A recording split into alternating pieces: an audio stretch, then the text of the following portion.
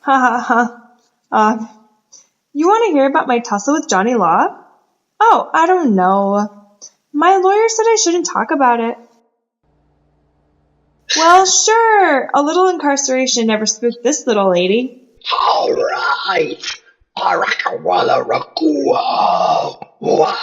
So do you remember that virus that became a trend? Duck lips? No one. I know, right? Haha. So, totally by accident. I may have revealed the exact page and passage of the Necronomicon from which that evil was summoned. We're all human. Oh, thank you, the host. I may have also revealed the summoner/patient zero of the infamous Duck Lips incantation/virus. It happened at an after-party for Self-Indulgent Pat in the Back Awards. Yes, that is the one. I tweeted a selfie of myself and socially an offensive celebrity guy, and in the background, I happened to catch the sorceress in the midst of her Satan's lullaby. Sued you. Not for that. Some body snatchers in California were slapped with felonies trying to imitate the sorceress/patient zero.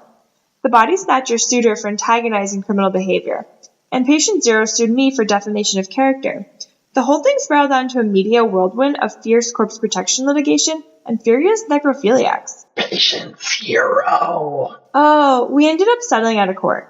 How was I supposed to know that the severed head she was French kissing was from Boston, where it's perfectly legal to fuck the dead?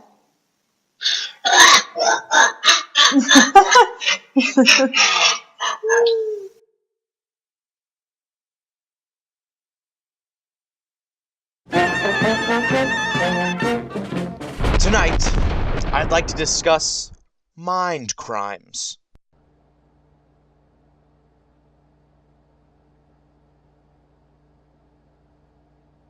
No, I'm not talking about the time you clearly ordered a Coke and got a Pepsi. I'm talking about the time you were at CVS and the price of an item was $4.99 when you swore it was only $3.99. Then, threw a huge fit about how price-swapping antics were afoot. And when you demanded to speak to the manager, the sales associate you were screaming at said she was the manager. That's when your fit became the stuff of legends. "I don't have time for this shit," you screamed as you stormed out, because clearly the dollar difference in the store was designed to cause anarchy betwixt your synaptic gaps of your brain. It was meant to deep fry the logic center of your mind and send you whirring into the depths of a Neanderthal rage. You definitely didn't remember the price wrong. And there's definitely no way the price on the item had gone up since the last time you checked. No, this price change of $1 was specifically made to incite you. It was a call to action too powerful for the mortal form to resist. Justice must be served. How dare CVS perpetrate this mind crime upon you? For you believe you are like the late, great Rowdy Roddy Piper. In the cinematic gem, They Live. Only you can see the truth of this reality. Minor price changes of items are done on purpose just to send you into a rabid temper tantrum about how big bad CVS personally wronged you. And of course, you had to immediately flee the store when confronted by the manager because you've wasted all of your precious time alerting the entire store that an item price change does not exactly match your memory. Your brain has been sodomized by a CVS mind crime for the ages. One that no doubt goes all the way to the top. one that infects everything that you will ever be, driving you to solve elaborate puzzles on wild adventures, traveling to many of the world's many landmarks to discover the secret headquarters of those vile CVS price-swapping Illuminati. It will be a feat that will rival the epic trials Nicolas Cage faced in National Treasure, Part 2. Then, you can finally spit your venom of righteousness at Ben Franklin's cybernetic severed head as it tosses Viacom's salad and Rupert Murdoch jerks off to it while laughing about how using inferior plastics is destroying the world's natural supply of testosterone. However, when you confront your invisible enemies, be aware.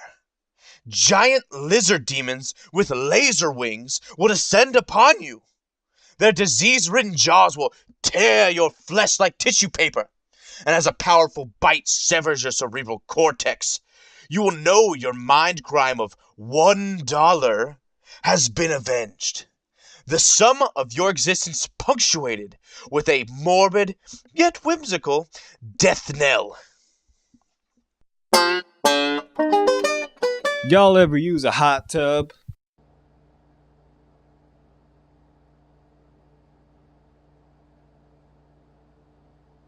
Oh yeah, you know what I'm talking about. Some good old-fashioned R&R. Yes, sir. Rest and relaxation.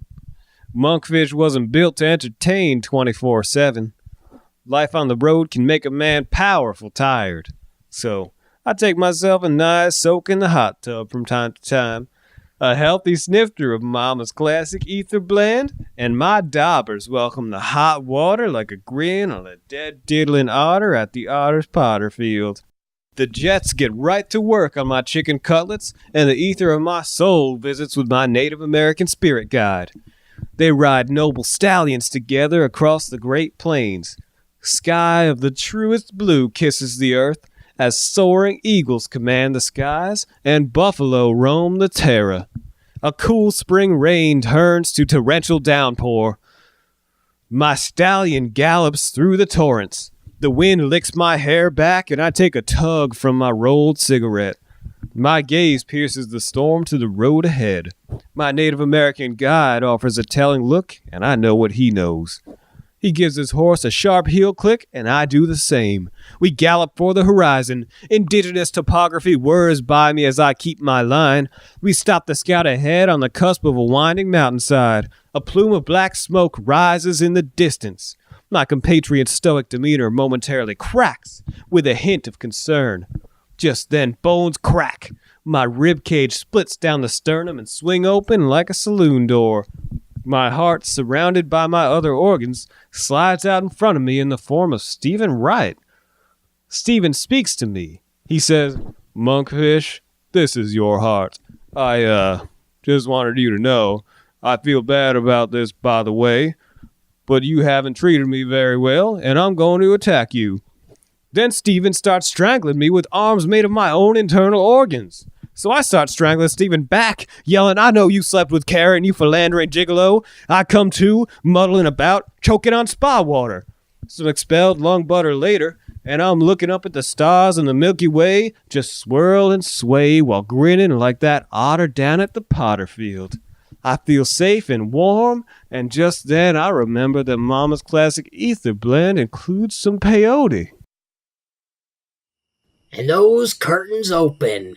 Me, myself, Senor Crouts, and the Foliage you, my bestest friend. We're discussing an earlier segment. Okay. Let's make an obvious tie-in to the first segment of today's show. Okay. Sure. So when the creator... He who clicks upon the keys. Right. When he was researching necrophilia for that duck lip bit, Wikipedia said scientists studied an otter who supposedly drowned its mate to have sex with its body.